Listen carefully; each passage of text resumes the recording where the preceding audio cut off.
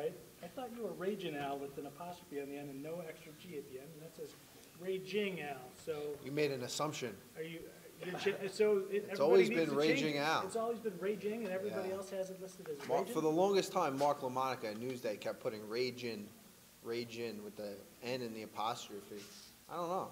I kept correcting him, and eventually now he's So he's on the everybody team. needs to make that change. Yeah. Or get it out there. This is great. Yeah. You know what? I want to spit out my gum.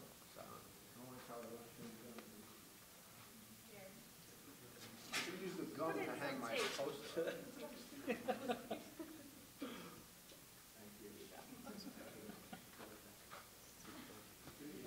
Now we have the raging thing under control. All right.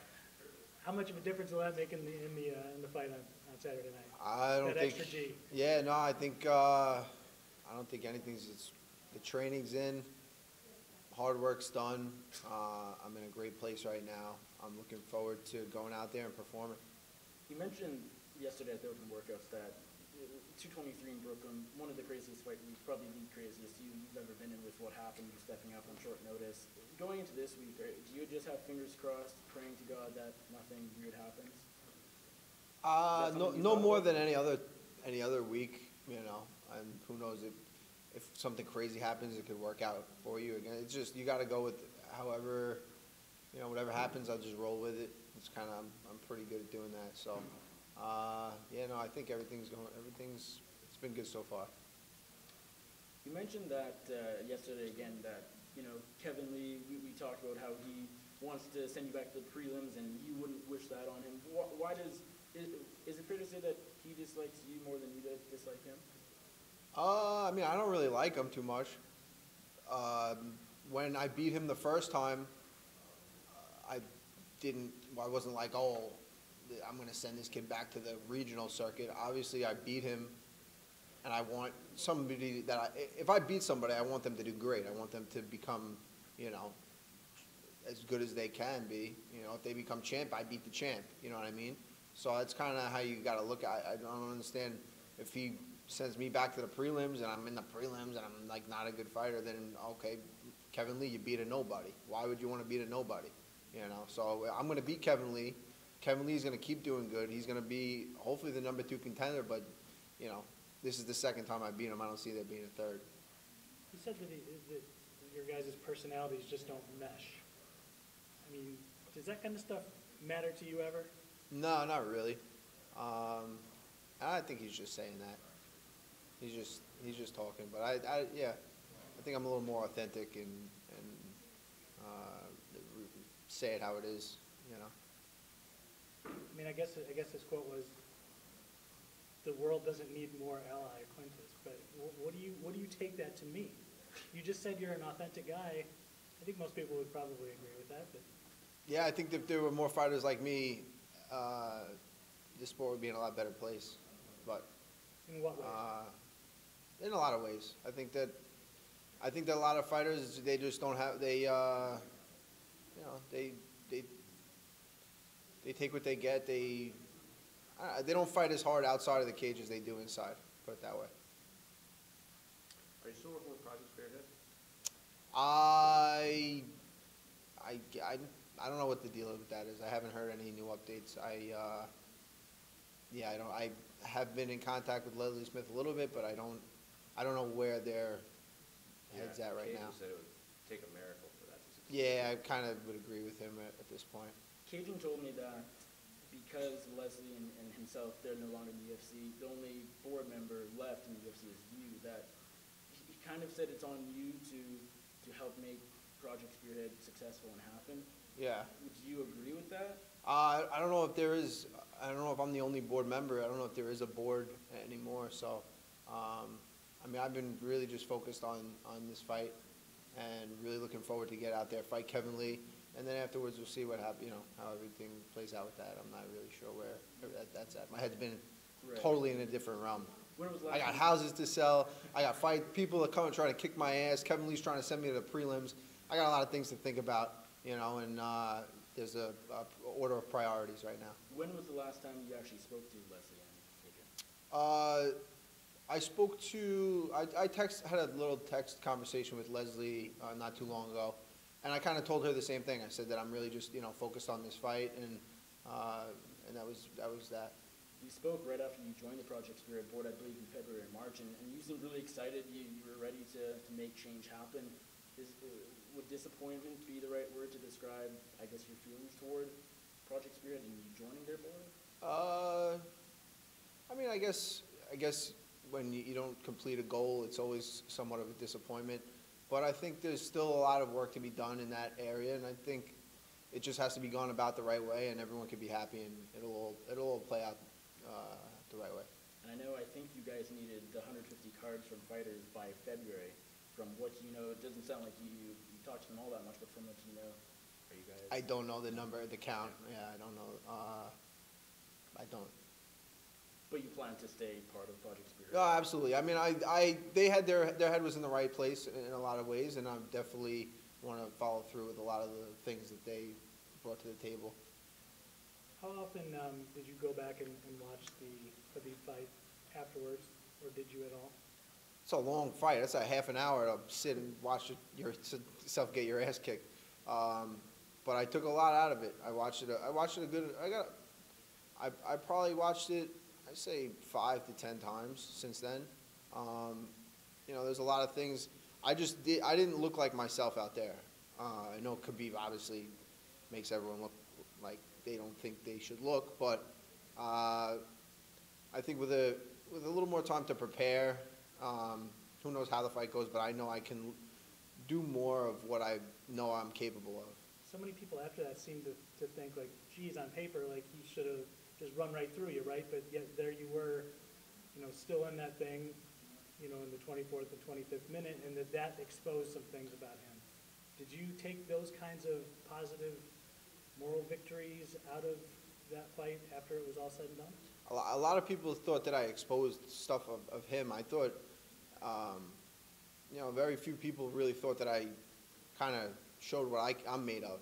I think that's more of the case, is that I showed, really, I've had five wins in a row, 4 knockouts. Fought Diego Sanchez after a 2-year layoff and knocked, him out quick. So you haven't really seen much of me. Going there 5 rounds on 3-round camp, training for a totally different kind of opponent. I think it says a lot more about me than about Khabib. So that's kind of really what I'm looking to show in this fight, is that, did I expose Khabib, or did I make myself look good by what people think is exposing him? I think that's what it's going to show in this fight. So how much better will you think that you will be able to make yourself look with a big win over somebody like Kevin than in a, let's call it a surprising loss to Khabib then? Is this more important than being in that caliber of a fight? Well, I mean, beating Khabib at that point would have been just insane, Sure. life-changing. I'd be, yeah. But this is time to prepare. This is an opponent that I'm ready for.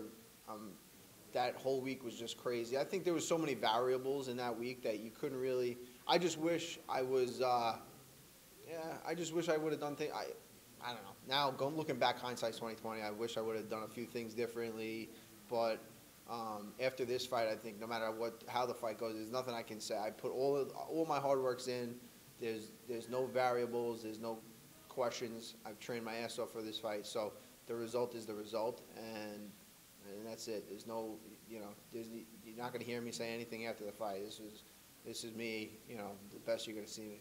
What's it like balancing fighting and selling houses? It's, I think it keeps me balanced. I train in the morning. I do some real estate stuff in the afternoon. Obviously, as the fight gets closer, I start weaning off the real estate and focusing more on the fight. But it's non-strenuous on my body. I'm on the phone. I'm meeting new people. I'm talking. Yeah, but it's just like fighting. It's competitive. There's, how many mixed martial artists in the world there are? And to be a top mixed martial artist, you have to have a certain ethic of work. And how many real estate agents are there all over the place? Everyone's mom or whoever is a real estate agent. So to stand out above the rest, who your mom is? Yes. See, everyone knows a real estate agent. Everyone knows somebody who does this UFC stuff. to really be in there and make good money and have something that you can live off of, you gotta have something special. You gotta stand out above everybody else. So it's very similar in a lot of ways, non-taxing on my body, and you know, when I have a little downtime, I pick that up and I ease off this, and it keeps me balanced. It's good. It's fun. Do a lot of your clients know who you are before they actually hire you as their agent? I have had a few. I've sold a few houses of people that just saw me as the UFC guy that sells houses too, and they were excited to work with. You know, it's same thing. If they see that I can be the dedication that I have in this sport, the work ethic that I have, if I put that into selling their house, there's no way. There's no one that's going to beat me. There's no real estate agent out there that's going to, you know, work as hard as I work. I just know how to work, and that's really, they put their trust in me, and so far I mean, you'd have to ask them. I got a bunch of good reviews on Zillow. It seemed like for a while on your list of priorities, fighting was closer to the bottom. Is it fair to say now it's closer back to the top?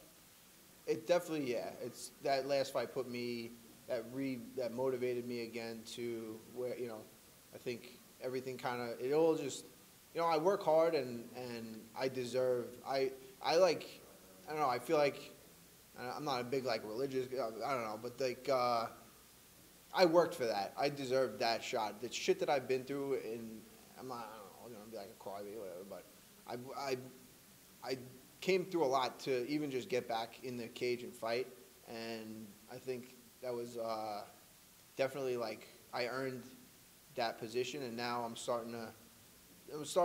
Me and the UFC good. Everything's working out. You know, it's all coming around, and it's all because I just worked my ass off. I was going to ask you. You've had an up and down relationship with the UFC. Do you think stepping up on short notice, 1 day's notice against, you know, now the lightweight champion could be one of the best fighters out there?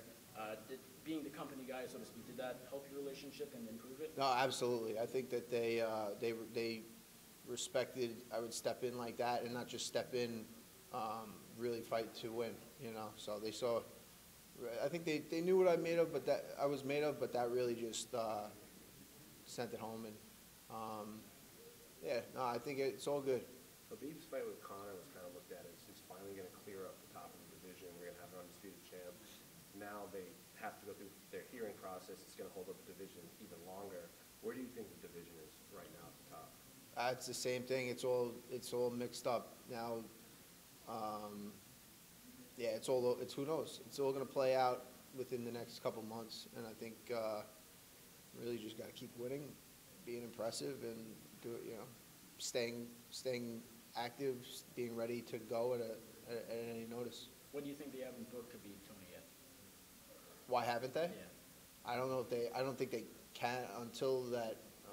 He might be. Who knows how long he's going to be suspended for that? You know, I hope he just gets kind of like slap on the wrist. But I don't see it being too much of a problem. But then he goes on on holiday for you know, his religious reasons. So I don't know where he's at with his, you know, when he's going to fight again. Just got to keep winning, staying active, staying ready. What do you think of when you hear Dana say he wants like Conor to fight Dustin and Khabib and Tony to fight, and then the winners of that fight? Conor's obviously already lost to Khabib, but he's beating Dustin. Kind of puts everyone outside of those top four on hold even longer. Yeah, I think, you know, that's what it looks like now. Things can change very quickly. You know. Just thought Max might come up too. Max might come up.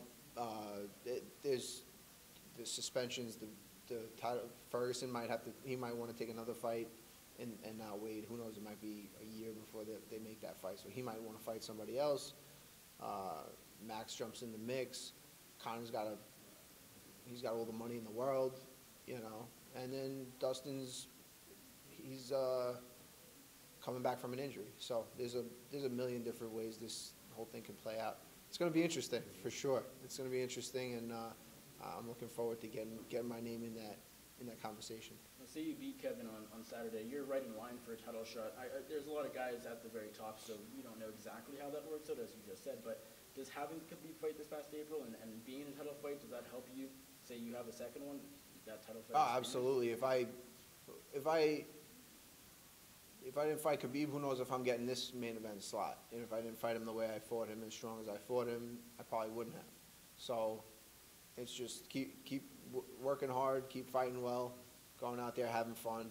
You know, might have looked like I wasn't having fun out there against Khabib, but I kind of was. It was as sick as that sounds. What was fun about it? We were just talking. It's just mutual respect out there. He threw a jab at me. I wasn't really moving my head too well. He was like, oh, 1, 2, 3. I was like, oh, 4. Hit me with 4. And then he did it. I was waiting for that 4, and I was going to try to come right over the top. So we were having it was like a little chess match, you know. We're talking back and forth.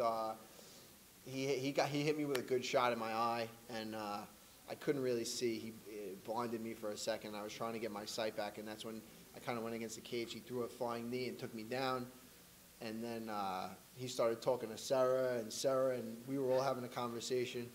You know, I would have loved to, whatever. It was respect, but it was like a fun, it was like a sparring session, but at the highest level with the highest amount of, you know, risk and reward. So what's that sound like when Sarah is yelling at a Russian fighter in the middle of a fight? No, it wasn't even like he was yelling at him. He was like, all right, Khabib, yeah, you're doing good. And then he was like, no, I was talking to Al. And Khabib was like, no, he's good, he's good. He's like, no, I was talking to him, not you. And it was going back and forth. It was fun. It was funny. And here I am, like, exhausted. I'm like, Jesus fucking Christ, get this guy off me. But, nah, I would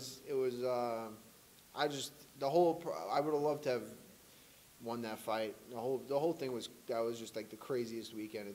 I don't know if a 4-day span of my life will ever top that. You know, that whole thing was just nuts. You're glad you stepped up though. Like you didn't have to. No, absolutely. I'm 100%. I would. Yeah. No.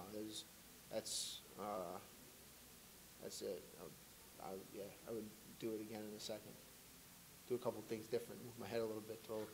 Maybe throw a takedown or 2 of my own. Who knows?